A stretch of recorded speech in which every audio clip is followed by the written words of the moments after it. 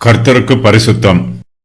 பின்பு எருசலேமுக்கு விரோதமாக வந்திருந்த எல்லா ஜாதிகளிலும் மீதியான யாவரும் சேனைகளின் கர்த்தராகிய ராஜாவை தொழுது கொள்ளும்படிக்கும் கூடார பண்டிகையை ஆசரிக்கும்படிக்கும் வருஷா வருஷம் வருவார்கள்.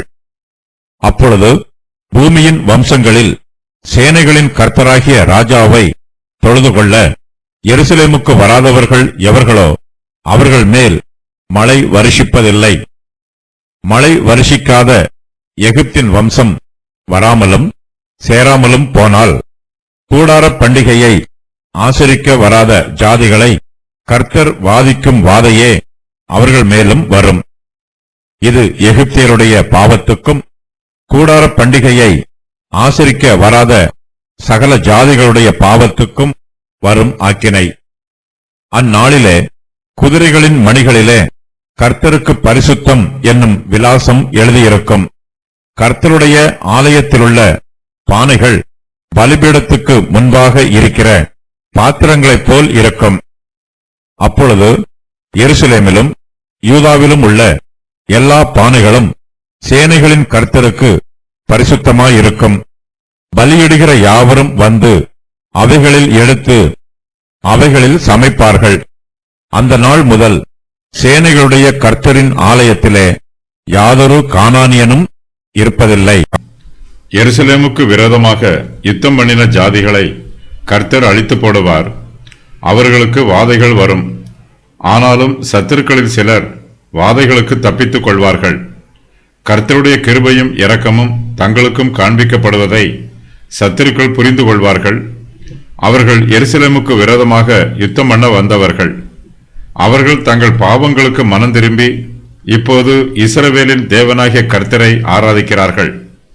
பின்பு எருசலேமுக்கு விரோதமாக வந்திருந்த எல்லா ஜாதிகளிலும் மீதியான யாவரும் சேனைகளின் கர்த்தராகிய ராஜாவை தொழுது கொள்ளும்படிக்கும் கூடார பண்டிகையை ஆசரிக்கும்படிக்கும் வருஷா வருஷம் வருவார்கள் என்று கர்த்தர் சொல்லுகிறார். தமக்கு விரோதமாக எழும்பியவர்களை கர்த்தராகிய இயேசு கிறிஸ்து தமக்கு பாதபடியாக்கி போடுவார்.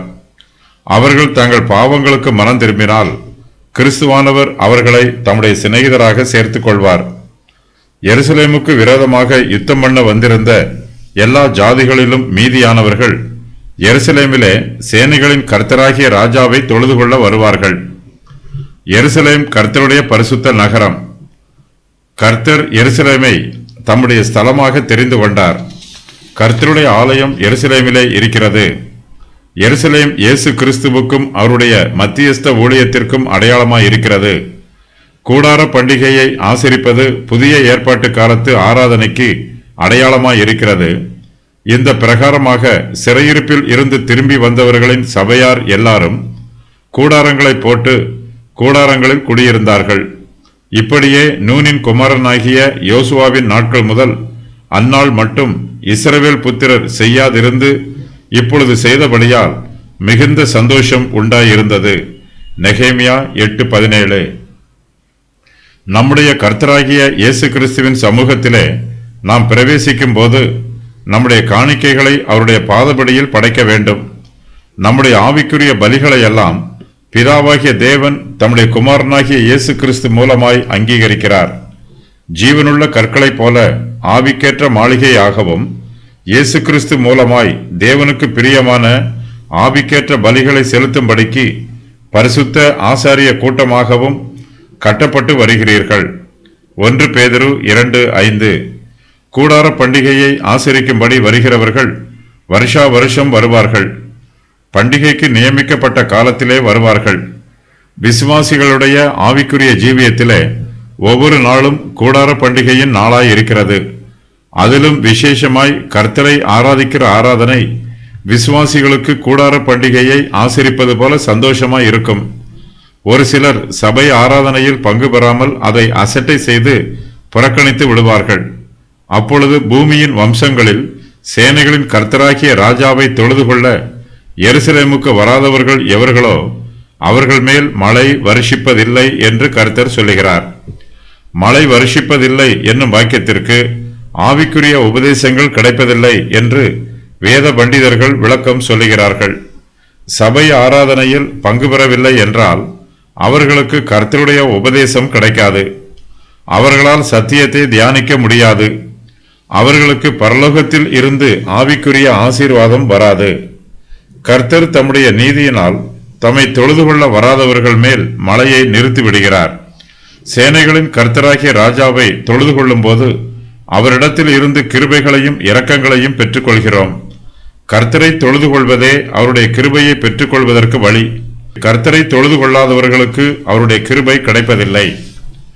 ஆடுகள் மேய்ப்பரின் தொழுவத்திற்கு போனால்தான் அங்கே ஆடுகளுக்கு மேய்ப்பரிடத்திலிருந்து போஜனம் கிடைக்கும். தொழுவத்திற்கு வருகிற ஆடுகளை மாத்திரமே மேய்ப்பர் போஷிப்பார். தொழுவத்திற்குள் வராமல் வெளியே இருக்கிற ஆடுகளுக்கு பிரயோஜனமும் பாதுகாப்பும் பராமரிப்பும் கிடைப்பதில்லை. நாம் கர்த்தருடைய சமூகத்திலே களி கூறுகிறவர்களாய் இருக்க வேண்டும்.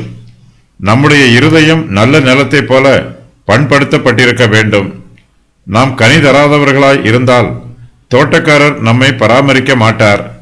தம்மை தொழுது கொள்ள எருசலேமுக்கு வருகிறவர்களை மாத்திரமே கர்த்தர் ஆசீர்வதிக்கிறார்.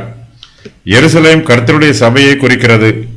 விசுவாசிகளாகிய நாம் சபை கூடுவதை விட்டுவிடாமல் கர்த்தருடைய சபையிலே அவரை பயபக்தியோடு தொழுது கொள்ள வேண்டும். எகிப்து தேசத்தின் மீது மழை பெய்வதில்லை. ஆனாலும் அவர்களுடைய தேசத்திலே நைல் நதி பாய்ந்து ஓடுகிறது. அது எகிப்து தேசத்தை செழிப்பாக்குகிறது. கர்த்தர் தங்கள் மேல் மழையை வருஷிக்க பண்ணவில்லை என்றாலும் தாங்கள் செழித்திருப்பதாக எகிப்தியர்கள் நினைக்கிறார்கள். கர்த்தருடைய ஆசீர்வாதம் எகிப்தியருக்கு கிடைக்கவில்லை என்றால் அவர்களுக்கு செழிப்பு இருக்காது. எகிப்தியரும் சேனைகளின் கர்த்தராகிய ராஜாவை தொழுது கொள்ள எருசலேமுக்கு வர வேண்டும். அவர்கள் தேசத்தில் மழை பெய்யாவிட்டாலும் அவர்கள் கர்த்தரை தொழுது கொள்ள எருசலேமுக்கு வர வேண்டும். எகிப்தியர்கள் கர்த்தரை தொழுது கொள்ள எருசலேமுக்கு வரவில்லை என்றால் அவர்கள் மீது கர்த்தருடைய சாபம் வரும். கூடார பண்டிகையை ஆசரிக்க வராத ஜனங்களுக்கு கர்த்தர் கொடுக்கும் வாதை தம்மை ஆராதிக்க எருசலேமுக்கு வராத எகிப்தியருக்கும் கொடுக்கப்படும். மழை வருஷிக்காத எகிப்தின் வம்சம் வராமலும் சேராமலும் போனால் கூடார பண்டிகையை ஆசரிக்க வராத ஜாதிகளை கர்த்தர் வாதிக்கும் வாதையே அவர்கள் மேலும் வரும். இது எகிப்தியருடைய பாவத்துக்கும் கூடார பண்டிகையை ஆசரிக்க வராத சகல ஜாதிகளுடைய பாவத்துக்கும் வரும் ஆக்கினை என்று கர்த்தர் சொல்லுகிறார். நைல் நதி வற்றாமல் ஓடுவதனால் எகிப்து தேசம் செழித்திருக்கிறது. எகிப்திலே மழை பெய்யாவிட்டாலும் நைல் நதி பிரவாகித்து ஓடுகிறது. கர்த்தர் எகிப்து தேசத்திற்கு வாதையை கொடுக்கும்போது அவர் நைல் நதியை வற்றி போக பண்ணுகிறார். நைல் நதியில் தண்ணீர் இல்லாமல் வற்றி போனால் எகிப்து தேசத்திற்கு செழிப்பு இல்லை. நைல் நதி வற்றி போவது எகிப்து தேசத்தின் மீது மழை பெய்யாமல் இருப்பதற்கு சமமான வாதையாய் இருக்கும். தங்கள் தேசத்தின் மீது மழை பெய்யவில்லை என்பதற்காக அவர்கள் கர்த்தரை ஆராதியாமல் இருக்கக்கூடாது. மழை பெய்தாலும் மழை பெய்யாவிட்டாலும் கர்த்தரை ஆராதிக்க வேண்டும். கர்த்தரை ஆராதியாமல் இருப்பது பாவம். இந்த பாவத்தை செய்கிற ஜனங்கள் மீது கர்த்தருடைய வாதை வரும். கர்த்தர் நமக்கு தடை பண்ணி இருக்கிற காரியங்களை செய்யக்கூடாது, அது பாவம். அதே வேளையில் கர்த்தர் நமக்கு கொடுக்கும் கட்டளைகளை நிறைவேற்றாமல் சும்மா இருக்கக்கூடாது. செய்ய வேண்டிய வேலைகளை செய்யாமல் இருப்பதும் பாவம். எகிப்தியர்கள் நியமிக்கப்பட்ட காலத்திலே கர்த்தரை ஆராதியாமல் தங்கள் மீது வாதையை வருவித்துக் கொண்டார்கள். எகிப்தியருக்கு வாய்ப்புகளும் வசதிகளும் இருந்தும் கர்த்தரை தொழுது கொள்வதற்கு அவர்கள் எருசலேமுக்கு போகவில்லை. பழைய ஏற்பாட்டு காலத்திலே பிரதான ஆசாரியனுடைய நெற்றி பட்டயத்திலே கர்த்தருக்கு பரிசுத்தம் என்னும் வாக்கியம் எழுதப்பட்டிருக்கும். புதிய ஏற்பாட்டு காலத்து சபையிலே பிரதான ஆசாரியர் இல்லை. ஆனாலும் கர்த்தருடைய சபையிலே பரிசுத்தம் இருக்கிறது. எல்லா விசுவாசிகளும் ஜீவனுள்ள ஆலயங்களாகவும் ஆவிக்குரிய ஆசாரியர்களாகவும் இருக்கிறார்கள். எல்லா விசுவாசிகளுமே கர்த்தருடைய நாம மகிமைக்காக பிரதிஷ்டை பண்ணப்பட்டு கர்த்தருடைய ஊழியத்திலே பங்கு பெறுகிறார்கள். இயேசு கிறிஸ்து இந்த பூமியில் ஊழியம் செய்த காலத்திலும் அந்த காலத்திற்கு முன்பும் இயேசு கிறிஸ்து பரமேறிய போதும் கர்த்தருடைய ஜனத்தார் மத்தியிலே பரிசுத்தம் இருந்தது. கிறிஸ்துவானவர் பரமேறி போன பின்பு விசுவாசிகள் மத்தியிலே பரிசுத்தம் அதிகமாய் காணப்படுகிறது. எல்லா இடங்களிலும் எல்லாவற்றிலும் பரிசுத்தம் இருக்கிறது. அந்நாளிலே குதிரைகளின் மணிகளிலே கர்த்தருக்கு பரிசுத்தம் என்னும் விலாசம் எழுதியிருக்கும். கர்த்தருடைய ஆலயத்தில் உள்ள பானைகள் பலிபீடத்துக்கு முன்பாக இருக்கிற பாத்திரங்களைப் போல் இருக்கும் என்று கர்த்தர் சொல்லுகிறார். கர்த்தருடைய ஜனம் பரிசுத்தமாய் இருப்பது போலவே அவருடைய குதிரைகளும் குதிரைகளில் பயன்படுத்தப்படும் ஆபரணங்களும் கர்த்தருக்கு பரிசுத்தமாய் இருக்கும். குதிரைகளின் மீது ஏறி பிரயாணம் பண்ணுகிறவர்கள் கடிவாளத்தை பயன்படுத்தி குதிரைகளை ஓட்டுவார்கள். கடிவாளம் குதிரைகளை சரியான பாதையில் ஓடச் செய்யும். அந்த கடிவாளமும் கர்த்தருக்கு பரிசுத்தமாய் இருக்கும். வீடுகளில் உள்ள பண்டம் பாத்திரங்கள் எல்லாம் கர்த்தருக்கு பரிசுத்தமாய் இருக்கும். வீட்டில் உள்ள சாதாரண பாத்திரங்கள் கூட கர்த்தருடைய ஆலயத்தில் உள்ள பரிசுத்தமான பாத்திரம் போல பரிசுத்தமாய் இருக்கும். கர்த்தர் பரிசுத்தமான பாத்திரங்களையே பயன்படுத்துவார். தேவாலயத்தின் பாத்திரங்களை பயன்படுத்துவது போல கர்த்தர் விசுவாசிகளுடைய வீடுகளில் இருக்கும் சாதாரண பாத்திரங்களையும் தம்முடைய ஊழியத்திற்கு பயன்படுத்துகிறார். நம்முடைய வீடுகளில் நாம் பானம் பண்ணுவதற்கு பயன்படுத்தும் பாத்திரங்கள் கூட தேவாலயத்திலே பலிபீடத்திற்கு முன்பாக இருக்கிற பாத்திரங்களைப் போல பரிசுத்தமாய் இருக்கும். ஆசாரியர்கள் பலிகளை செலுத்தும் போது ஆடுகளின் இரத்தத்தை பாத்திரத்தில் பிடித்து அதை கர்த்தருக்கு பானபலியாக செலுத்துவார்கள். அந்த பாத்திரம் கர்த்தருக்கு பரிசுத்தமானது. கர்த்தருடைய ஆலயத்திலே மேஜையும் மேஜையில் வைக்கப்பட்டிருக்கும் பாத்திரங்களும் கர்த்தருக்கு பரிசுத்தமானவை. அவை கர்த்தருடைய நாம மகிமைக்காக பயன்படுத்தப்படுகிறது. தேவாலயத்திலே மேஜை பரிசுத்தமாய் இருப்பது போல வீடுகளில் பயன்படுத்தப்படும் சாதாரண பாத்திரங்களும் பானைகளும் மேஜையும் கர்த்தருக்கு பரிசுத்தமாய் இருக்கும். அப்பொழுது எருசலேமிலும் யூதேயாவிலும் உள்ள எல்லா பானைகளும் சேனைகளின் கர்த்தருக்கு பரிசுத்தமாய் இருக்கும். பலியிடுகிற யாவரும் வந்து அவைகளில் எடுத்து அவைகளில் சமைப்பார்கள் என்று கர்த்தர் சொல்லுகிறார். யூதாவின் மனுஷரும் எருசலேமின் குடிகளும் போஜனம் பண்ணி பானம் பண்ணுகிறார்கள்.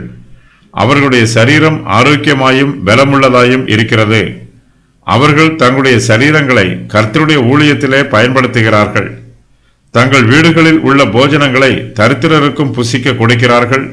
இவை எல்லாமே கர்த்தருக்கு பரிசுத்தமாய் இருக்கிறது. எல்லாவற்றிலும் மெய்யான பரிசுத்தம் இருக்கும்போது சடங்காச்சாரமான பரிசுத்தத்திற்கு முக்கியத்துவம் கொடுக்க வேண்டியதில்லை.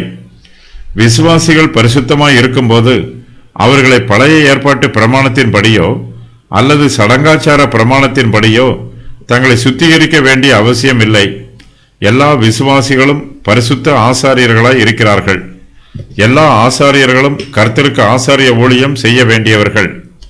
புதிய ஏற்பாட்டு காலத்து சபைகளில் எல்லா விசுவாசிகளும் ஆசாரியராயும் லேவியராயும் இருப்பதினால் எல்லோருமே கர்த்தருக்கு ஆசாரிய ஊழியம் செய்ய வேண்டும்.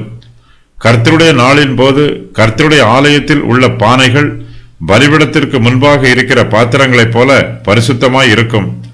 கர்த்தருக்கு பலி செலுத்தும் போது பலிபீடத்திற்கு முன்பாக இருக்கிற பாத்திரங்களை பயன்படுத்துவது போலவே கர்த்தருடைய ஆலயத்தில் உள்ள பானைகளையும் பயன்படுத்தலாம்.